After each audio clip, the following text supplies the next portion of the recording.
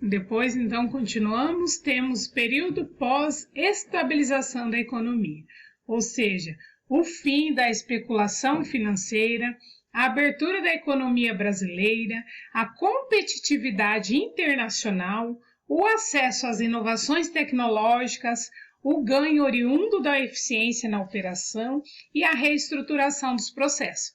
Ou seja, depois de passado igual o que eu citei para vocês, né, no nosso exemplo, depois de passado também, porque essa época muita gente está aproveitando também, porque alguns produtos estão escassos, alguns produtos estão demorando, então tem todas essas, né, todas essas altas na economia. Então, depois dessa pós-estabilização da economia, depois de fim dessa especulação financeira, ou seja, essa abertura da economia e competitividade internacional, devido a todas as inovações tecnológicas, todas essas facilidades, a gente acaba depois, ou seja, reestruturando todos os processos e ganhando mercado. Competitividade internacional. Então, vejamos, né? A participação do capital estrangeiro na receita do comércio varejista do Brasil, 500 maiores, ou seja, é uma fonte da revista Exame, maiores e melhores. Então, ou seja, né, esse processo logístico, em 1989, 9%.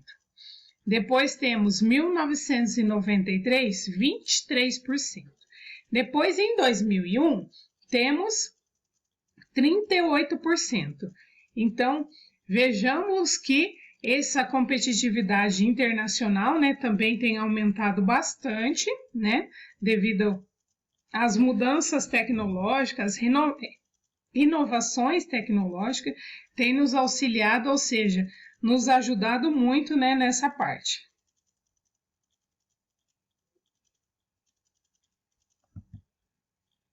Então, para vocês verem, teve um aumento de 400%. Olha o tamanho, né, do aumento, ou seja, essa competitividade nacional. Então, vejamos agora o próximo, que é o cenário atual da logística empresarial. Então, das atividades, né, nossas atividades de suporte também. Então, temos lá mais concorrência, mais fornecedores, ciclo de vida dos produtos mais curto, ou seja, curto o ciclo de vida dos produtos, complexidade nos processos, as margens apertadas, mais pontos de vendas, a globalização, né? Cliente mais exigente, né? Então, ou seja, hoje em dia a gente vê a exigência tamanho dos clientes. Que a população crescente, ou seja, cada dia que passa, a população vem crescendo cada vez mais. Então, todo esse é um cenário atual da nossa logística. A estratégia de logística. A melhoria no nível de serviço, ou seja, as receitas dependem do nível de serviço para maximizar a lucratividade, mesmo que aumentem os custos. Então, essa é uma estratégia da logística muito importante. Aumentou os custos, mas tem que ter toda essa melhoria no serviço. A redução dos custos, ou seja, minimizar os custos de transporte e armazenagem, manter o nível do serviço, porque não adianta reduzir e o serviço ser feito de qualquer forma, né? Temos que manter também o nível de serviço e a maximização do lucro. Temos depois também uma das estratégias da logística, é a redução do capital.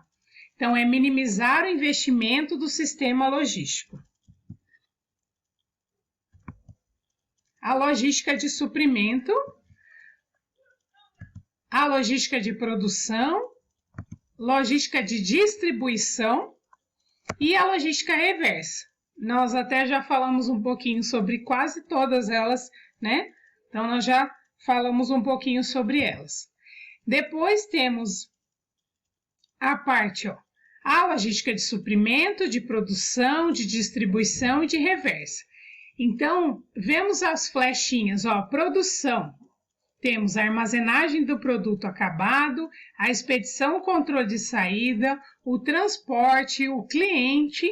Daí temos também ali, ó, depois pensando então, temos compra, fornecedor, sinal de demanda que chega ao cliente também. Depois temos aqui também a movimentação interna da produção, o recebimento de armazenamento e o transporte. Então vejamos que tudo isso é um ciclo, ou seja, uma organização e um planejamento desse sistema logístico, né? Sistema da produção, da distribuição, do suprimento. Então, tudo isso é feito por um planejamento, ou seja, uma organização. Planejamento estratégico. Esse planejamento estratégico tem diretrizes de longo prazo, a missão, a visão, os valores e os objetivos. Então, hoje a gente vê bastante isso nas empresas, né? A missão, a visão, valores e os objetivos que as empresas têm. E isso são diretrizes de longo prazo, não de curto, né? A de curto prazo é agora anual, que é cenário, o orçamento, as metas e as medidas. O desdobramento das diretrizes, ou seja, planejamento da UNTS, ou seja, um planejamento tático, que é o orçamento, as ações, as metas e as medidas. Então, esse planejamento tático que a logística tem que ter. O fator crítico do sucesso diferencial competitivo, que é o modelo logístico empresarial. Então, ali vejamos o modelo, ó, planejamento estratégico e estratégia mercadológica. Então, ali está dando o exemplo de um quebra-cabeça. Então, como é um planejamento, não pode faltar nenhuma peça. Então, ele está colocando a outra peça como é um planejamento estratégico, ou seja, estratégia mercadológica, que não pode, como exemplo diz ali, né, mostra ali, quer dizer, não pode faltar nenhuma peça. A cadeia de abastecimento, ou seja, a estratégia logística. Então, tem toda a cadeia ali das pessoas, ou seja, do cliente, do transporte, da fábrica, o transporte. Então, é um modelo de cadeia de abastecimento também que faz parte da estratégia de logística que não pode faltar ao consumidor final. Ao mercado, ou seja, a localização, é uma estratégia de negócio, ou seja, uma visão mercadológica. Temos o produto, o mercado, a comunicação e o preço, né? Então, vejamos toda essa estratégia de negócio. E temos aqui também depois o serviço. O planejamento logístico, nível de serviço. Lembra que nós citamos do triângulo, ó.